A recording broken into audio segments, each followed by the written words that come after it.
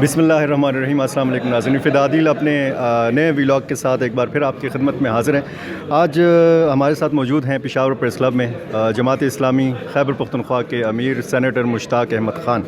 ان سے ہم جاننے کی کوشش کریں گے کہ جو نمبر گیم ہے خیبر پختونخوا اسمبلی میں اگلے سینٹ الیکشن کے لیے، یہ گیم جو ہے بڑی دلچسپ بھی ہے، اور اس حوالے سے بھی دلچسپ ہے کہ جماعت اسلامی سے تعلق رکھنے والے جو ایم پی ایز کی تعداد ہے خیبر پختونخوا اسمبلی کے اندر وہ 3 ہے، لیکن سینٹ الیکشن کے لیے جماعت اسلامی کے امیدواروں کی جو تعداد ہے وہ 4 ہے۔ یہ انتہائی دلچسپ صورتحال ہے، جو جماعت اسلامی کے ایم پی ایز 3 اور امیدوار 4۔ مشتاق صاحب، یہ کیسے ممکن ہوگا کہ 3 ایم پی ایز آپ کے ہیں اور 4 امیدوار آپ کے میدان میں کھڑے ہیں؟ کامیابی کس طریقے سے ہوگی، جبکہ جماعت اسلامی کا ایک موقف رہا ہے کہ سینٹ الیکشن میں خرید و فروخت ووٹوں کی نہیں ہونی چاہیے، تو جب آپ ووٹ خریدیں گے بھی نہیں تو کیسے آپ کے امیدوار جو ہیں وہ کامیابی کا جو ہے خواب دیکھ سکتے ہیں؟ بسم اللہ الرحمن الرحیم۔ سب سے پہلے تو میں یہ وضاحت کر لوں کہ ہمارے امیدوار 4 ہیں، لیکن یہ 4 کیٹیگری میں ہیں، تو اس طرح 4 کیٹیگری میں اگر آپ ووٹ کاؤنٹ کر لیں تو یہ 12 بنتے ہیں، 3 نہیں بنتے۔ ٹھیک۔ تو 4 کیٹیگری کے 4 امیدوار ہیں اور 12 ووٹ ہیں۔ جماعت اسلامی کے ووٹ آپ کو پتہ ہے کہ کھرے ووٹ ہوتے ہیں، پکے ووٹ ہوتے ہیں، یہ کسی خوف اور دھون سے بھی پھسلتے نہیں ہیں، اور کسی لالچ اور کسی دولت کے ذریعے سے اس کو خریدا بھی نہیں جا سکتا، یہ سب جانتے ہیں۔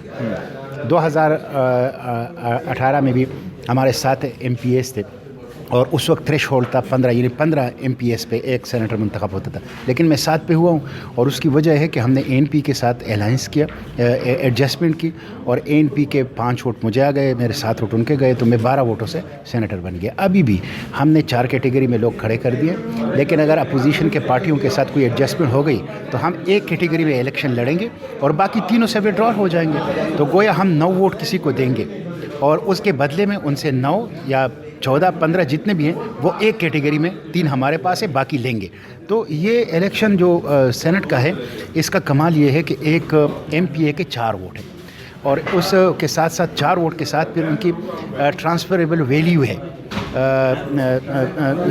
جو سیکنڈ ویلیو ہے، تھرڈ ویلیو ہے، فورتھ ویلیو ہے، تو اس وجہ سے اس میں ووٹ ضائع نہیں ہوتا، اور اس میں اگر آپ کے ساتھ 3-4 ایم پی اے ہیں اور 3-4 کیٹیگریز میں الیکشن ہو رہا ہے تو کسی ایک کیٹیگری میں ان 3-4 ایم پی اے سے آپ ایک امکان بنا سکتے ہیں ایک سیٹ جیتنے کی۔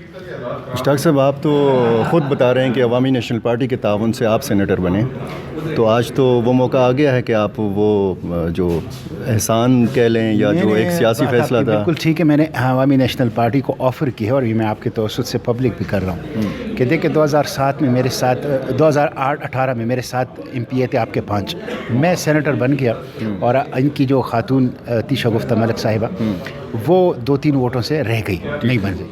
اب میں ان سے یہ چاہتا ہوں کہ آپ آئیں ہمارے ساتھ، آپ کے پاس 12 ووٹ ہیں، ہمارے پاس 3 ہیں، یہ 15 ووٹ جو ہیں اس کے نتیجے میں آپ کا جنرل سیٹ آسانی سے پاس ہو جائے گا انشاءاللہ، یقینی۔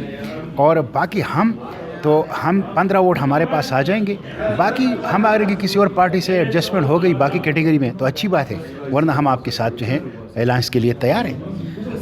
پی ڈی ایم کا حصہ نہیں ہے جماعت اسلامی، لیکن پھر بھی آپ کی نظر جو ہے وہ انہی جماعتوں کے اوپر ہے جو پی ڈی ایم کا حصہ ہیں۔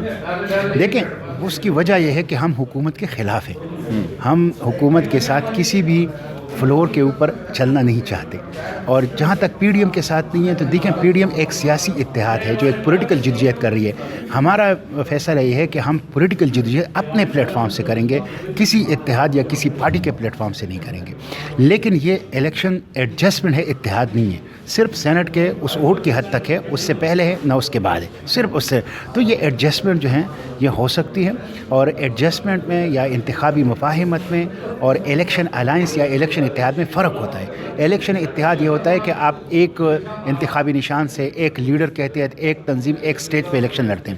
ایڈجسٹمنٹ یہ ہے کہ آپ کا لیڈر، آپ کا سٹیج، آپ کا جھنڈا، آپ کا انتخابی نشان مختلف ہیں، لیکن کچھ حلقوں میں آپ نے ایک دوسرے کے ساتھ ایڈجسٹمنٹ کی ہے کہ یہاں میں آپ کے امیدوار کو سپورٹ کروں گا اور وہاں پہ آپ میرے امیدوار کو سپورٹ کریں۔ تو اس صورتحال میں آپ کو عوامی نیشنل پارٹی کے اندر گنجائش کیوں نظر آتی ہے؟ دیکھیں، ہمیں تو سب کے ساتھ دروازے کھلے ہیں، لیکن عوامی نیشنل پارٹی کا چونکہ آپ نے پوچھا کہ انہوں نے آپ کے اوپر ایک احسان کیا ہے، تو بالکل ٹھیک ہے، میں اس کو مانتا ہوں، اس لیے میں نے اس کا جواب دیا. اور دوسری بات یہ ہے کہ عوامی نیشنل پارٹی ہماری سیاسی جماعتوں میں وہ پارٹی ہے کہ جن کے کچھ سیاسی اصول ہوتے ہیں اور پارٹی اس سیاسی اصول کو فالو کرتی ہے، اور عمومی طور پر ان کے لوگ بھی پیسے کے مقابلے میں، دونسو دانلی کے مقابلے میں مزاحمت کی صلاحیت رکھتے ہیں.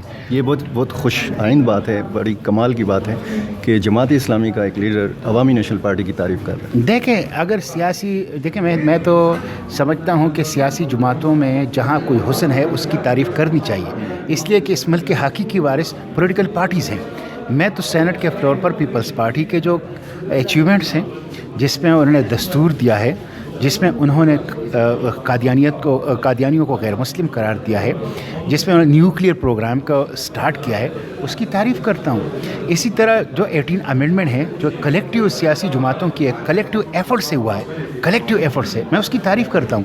تو میں سمجھتا ہوں کہ سیاست کا مطلب یہ نہیں ہے کہ آپ کسی صورت میں بھی کسی کے حسن کی یا کسی کی اچائی کی یا خوبی کی تعریف نہ کریں.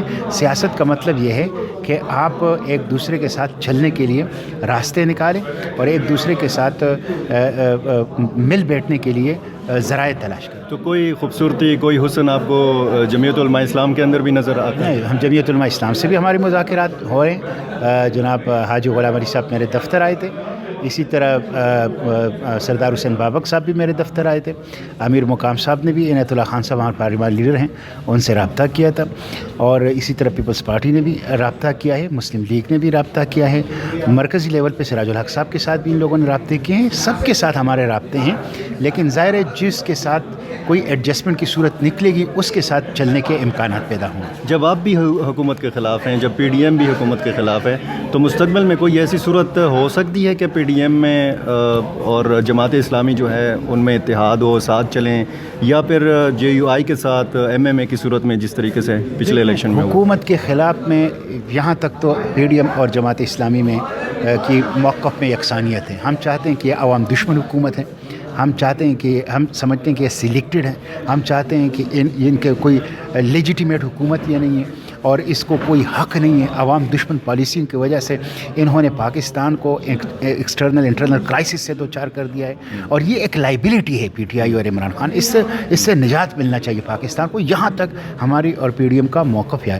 لیکن اس کے بعد کیا ہوگا اس میں ہماری اور پی ڈی ایم میں فرق ہے. ہم سمجھتے ہیں کہ پیپلز پارٹی کی جو پالیسیاں ماضی کی رہی ہیں بطور حکمران، مسلم لیگ کی جو پالیسیاں رہی ہیں بطور حکمران، اس میں اور موجودہ حکومت کی پالیسیوں میں اتنا فرق نہیں ہے. آپ آئی ایم ایف کے حوالے سے دیکھ لیں، آپ پروٹوکول کلچر کا دیکھ لیں، آپ سلیکٹڈ اکاؤنٹیبلٹی کو دیکھ لیں، آپ فارن پالیسی کے حوالے سے دیکھ لیں. تو اس لیے ہم اس کے بعد جو ہیں وہ ایک ڈفرینٹ اوپینین رکھتے ہیں، ایک ڈفرینٹ اسٹریٹجی رکھتے ہیں، اس لیے ہم ان کے ساتھ نہیں جانا چاہتے. اچھا، چونکہ آپ نے ذکر بھی کیا کہ اپوزیشن کی مختلف جماعتوں نے جماعت اسلامی کے ساتھ رابطہ کیا، تو چونکہ پی ڈی ایم کا حصہ جماعت اسلامی نہیں ہے، تو حکومت کی طرف سے، پی ٹی آئی کی طرف سے بھی کوئی رابطہ ہوا ہے سینٹ الیکشن کے لیے؟ پی ٹی آئی کی طرف سے بھی پرویز خٹک نے رابطے کیے ہیں، وزیر اعلیٰ نے رابطے کیے ہیں، سراج الحق صاحب سے بھی رابطے ہوئے ہیں، صوبائی قیادت کے ساتھ بھی رابطے ہوئے ہیں. لیکن ہم حکومت کے خلاف ہیں، اپوزیشن کا کردار ادا کر رہے ہیں. ہمارے امکانات پی ڈی ایم یا اپوزیشن جماعتوں کے ساتھ ہیں.